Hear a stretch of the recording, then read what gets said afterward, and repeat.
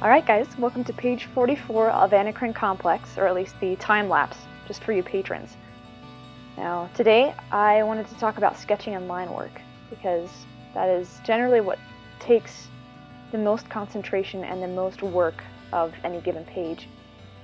I'm going to preface this by saying that I am growing, have a lot of room to grow, and I definitely don't know everything about comics, but the tips that I give are things that help me do what I do, and if you can use them, go for it.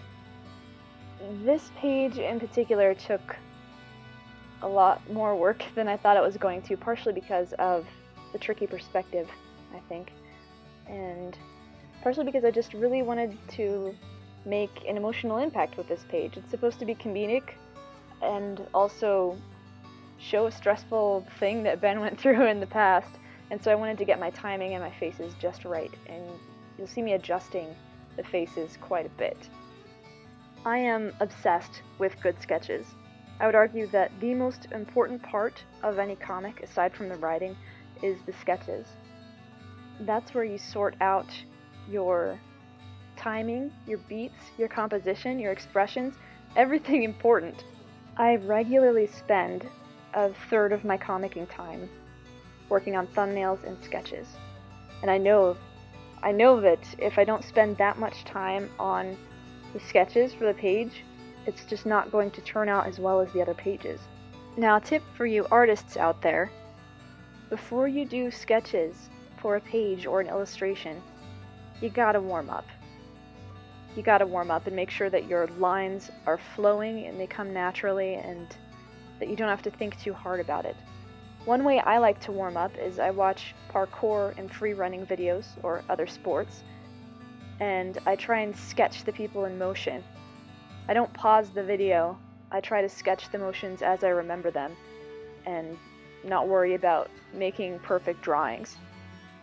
That way, when I start to plan out my pages and sketch out the expressions, some fun, spontaneous things happen, and I'm not all tight and worried about perfect anatomy or whatever. Those can come in the sketches after your preliminary ones.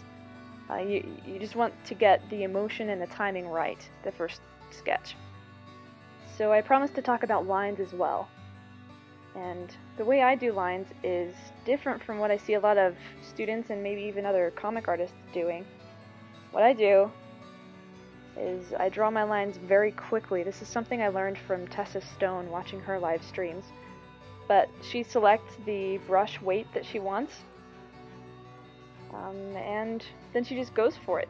She moves very quickly, knowing where her line wants to go, and if the line is wrong the first time, she redoes it, and that's kind of how I do things as well. I use a thick brush, and I feel like I literally can't do any line work unless the brush weight changes with the pressure of the pen on the tablet.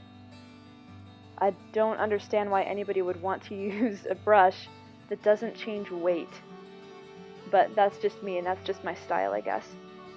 I use a brush that is larger than necessary so that I can get a lot more sensitivity out of it. Also, if I don't have to press as hard to get the same weight, then it saves my wrist a little wear and tear. The brush I usually use to ink is, well, it's one of Kyle T. Webster's brushes. It's the Comic Lines one. But you can get basically the same effect with a hard, round brush that tapers and that there's no spacing.